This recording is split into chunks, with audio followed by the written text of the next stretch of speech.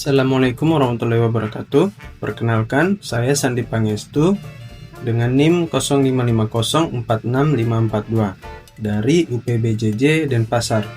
Pada video kali ini saya akan menjelaskan hasil pengerjaan tugas praktik 3 mata kuliah pemrograman berbasis web, yaitu aplikasi Sita yang saya bangun menggunakan Vue.js dengan konsep view komponen dan template. Nah, langsung saja kita running aplikasinya. Nah, aplikasi ini terdiri dari 3 halaman yang dapat diakses melalui navigasi tab di bagian atas, yaitu ada halaman stok bahan ajar, halaman tracking delivery order, dan halaman pemesanan. Seluruh datanya itu diambil dari file data bahan ajar JSON yang terdapat pada soal tugas. Nah, selanjutnya saya akan menjelaskan implementasinya pada source code. Yang pertama, saya akan menjelaskan arsitektur dan struktur proyek. Struktur foldernya saya susun mengikuti pedoman pada soal. Folder asset yang berisi folder CSS, file CSS, dan folder image yang berisi logo UT. Ada juga folder data berisi data bahan ajar JSON dari soal sebagai sumber data dummy. Ada folder JS berisi app.js, ada subfolder komponen, dan subfolder service. Dan yang terakhir folder template yang berisi file HTML template untuk setiap komponen. Nah, pada folder template ini terdapat 5 file HTML. Ada stock, table, ada app modal, ada .tracking, ada order form, dan ada status badge. Masing-masing itu berisi markup view template murni dengan direktif seperti v-for, v-if, v-model, dan sebagainya, tanpa logika JavaScript sama sekali. Kemudian, karena proyek ini tidak menggunakan boottool atau bundler, Vue dimuat langsung melalui CDN. Saya membuat service tambahan bernama template loader.js. Tugasnya adalah memuat kelima file HTML tadi, yang ini. Nah, itu memuatnya lalu menyuntikkannya ke dalam head dokumen sebagai elemen script type text yang ini ya. Nah, proses ini dilakukan secara sinkronus dan harus terjadi sebelum file komponen dieksekusi, karena setiap komponen mendeklarasikan template TPL stock, dan Vue akan langsung mencari elemen tersebut di DOM pada saat view komponen dipanggil. Sebagai contoh, file stock table.js diregistrasikan sebagai komponen dengan nama BA_stock_table melalui view komponen BA_stock_table dengan ID template tpl stock sesuai dengan nama file templatenya stock table HTML. Nah, pola penamaan ini saya terapkan konsisten untuk seluruh komponen. Misalkan app modal JS ini tpl modal, tracking JS itu tpl tracking, ini tpl order, ini tpl badge, dan ini tpl stock. Kemudian untuk akses data, saya membuat api.js pada folder service. Nah, file ini bertugas melakukan fetch terhadap data bahan ajar JSON dan sekaligus mentransformasi struktur data tracking yang aslinya berbentuk array berisi objek dengan key nomor DO. Nah, nantinya menjadi array datar dengan field no DO sehingga lebih mudah diolah dengan v-for. Pada indeks HTML, root view hanya bertanggung jawab atas navigasi tab dan state global. Routing antar halaman menggunakan state tab dengan nilai stock, tracking, ataupun order yang dikontrol melalui vshow pada masing-masing section. Di bagian bawah, urutan pemuatan script sangat penting.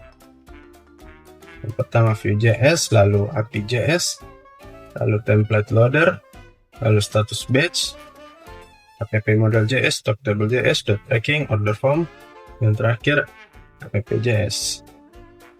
Nah, Untuk menampilkan data di halaman stok, saya menggunakan mastheads pada kolom seperti kategori dan UT daerah, dan juga lokasi rak. Nah, untuk kolom judulnya, saya menggunakan vtext melalui atribut vtext.item judul. Sementara itu untuk kolom catatan ini, misalkan seperti pengantar manajemen, untuk catatannya itu edisi 2004. Ini pengantar akuntansi, itu muncul catatannya. Nah, itu berisi tag HTML seperti EM, strong, dan bisa kita lihat di catatan sini. Nah, saat mau menginput tambah bahan ajar baru, itu saya menggunakan vHTML agar tag tersebut dirender dengan benar. Ini ditampilkan sebagai tooltip saat kursor mouse di hover pada kolom status. Ini tadi. Nah, kemudian untuk formatting teksnya di sini saya membuat dua metode formatting di file stock table.js. Di text ini. Nah, untuk format rupiah, menambahkan prefiks mata uang. Ada RP-nya di depan beserta pemisah ribuan, dan format quantity yang menambahkan satuan buah. Kedua metode ini dipanggil langsung di dalam template pada kolom harga, stok, dan safety. Lalu untuk data binding, saya menggunakan vbind dalam bentuk shorthand value dan key untuk menampilkan opsi UT daerah dan kategori secara dinamis. Misalkan kita pilih ini, maka akan muncul kategorinya. Nah, jika filter UT daerahnya kita hapuskan, maka kategorinya tidak akan muncul. Sedangkan vmodel saya gunakan untuk two-way binding pada seluruh input filter dan formulir, ditambah bahan ajar ataupun edit data, termasuk vmodel number untuk field numeric seperti harga, quantity, dan safety, serta vmodel trim untuk field text. Sini.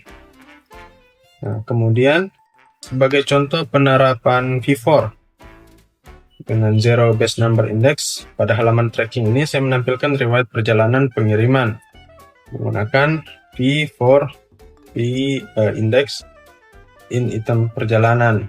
Sedangkan untuk name base index, saya bisa lihat di sini v4 dengan zero base index untuk riwayat.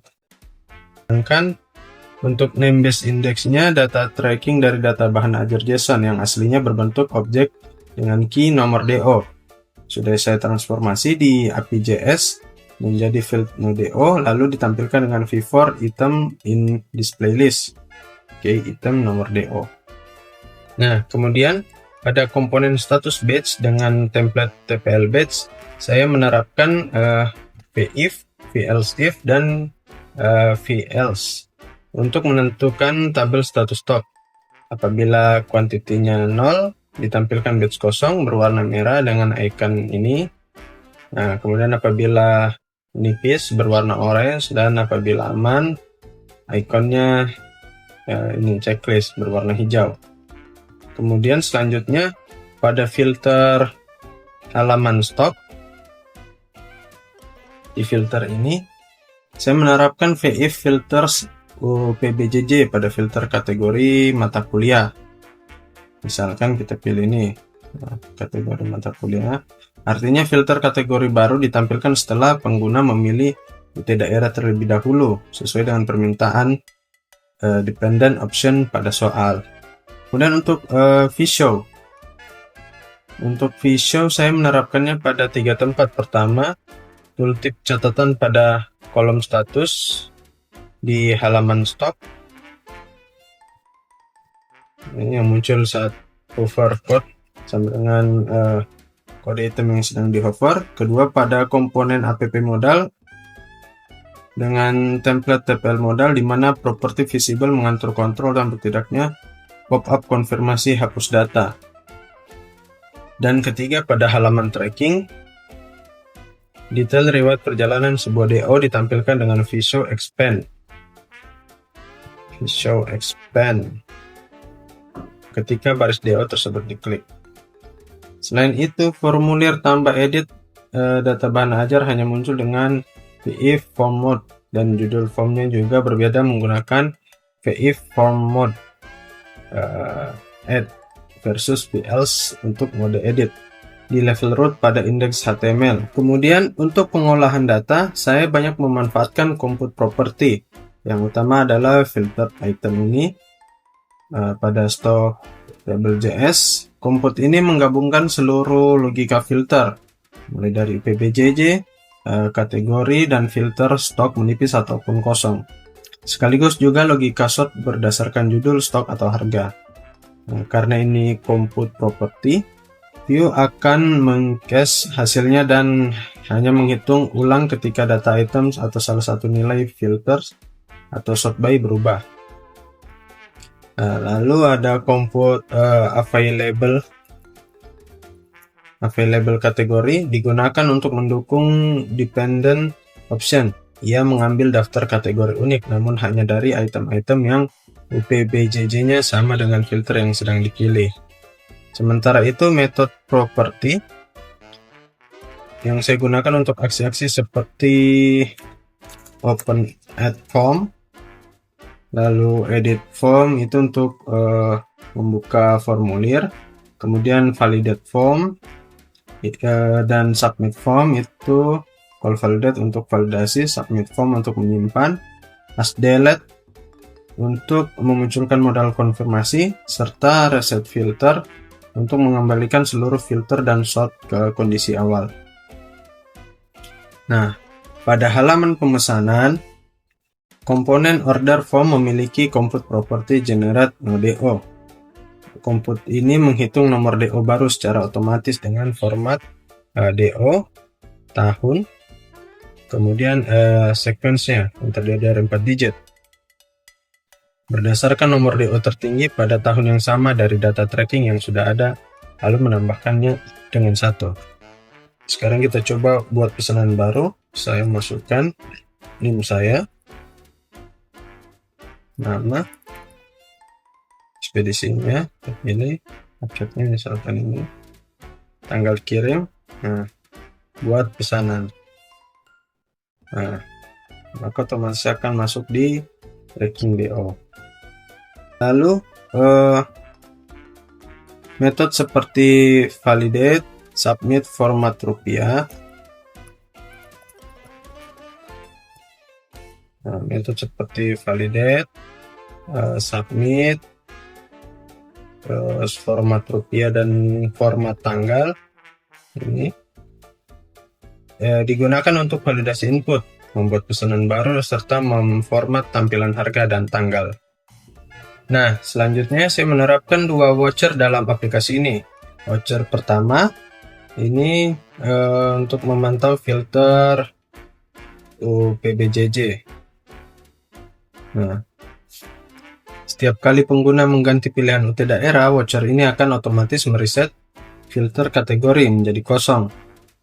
Ini penting agar kombinasi filter PBJJ dan kategori yang sedang aktif tidak menjadi tidak valid. Misalnya kategori yang sebelumnya dipilih tidak tersedia di PBJJ yang baru. Sebagai contoh, seperti terlihat di sini ketika saya mengganti UT daerah, misalkan dari Jakarta, hanya tertampil mata kuliah wajib karena yang terdapat di datanya hanya mata kuliah wajib untuk daerah Jakarta. Ketika saya pindah ke Surabaya, filter kategori yang sebelumnya menyesuaikan dengan UT daerah Jakarta itu menyesuaikan kembali ke UT daerah Surabaya. Ini karena terpantau oleh voucher tersebut. Voucher kedua itu ada di sini. Voucher kedua itu memantau form paket code. Setiap kali pengguna memilih paket bahan ajar yang berbeda pada elemen select, voucher ini akan mencari detail paket tersebut dari props paket, kemudian memperbarui data selected paket detail dan total harga secara otomatis. Sebagai contoh, ini Ketika saya memilih paket 1, IPS dasar, di bawah elemen langsung muncul detail isi paketnya beserta total harga. Dan jika saya ganti ke paket 2, akan berubah juga, menyesuaikan. Semuanya berkat voucher pada form paket code. Pada halaman stok, tombol tambah bahan ajar ini memanggil open add form yang menampilkan formulir kosong. Setiap field divalidasi melalui metode validate form. Kode dan judul tidak boleh kosong. Kode tidak boleh duplikat. Kategori dan UT daerah wajib dipilih, dan harga, quantity, dan safety stock harus berupa angka, tidak negatif. Pesan error ditampilkan tepat di bawah masing-masing input. Formulir ini juga saya bungkus dengan keyapp.enter sama dengan submit form, sehingga menekan tombol enter pada input manapun di dalam formulir akan langsung memvalidasi dan menyimpan data baru ke daftar stok tanpa perlu mengklik tombol simpan. Sebagai contoh, kita misalkan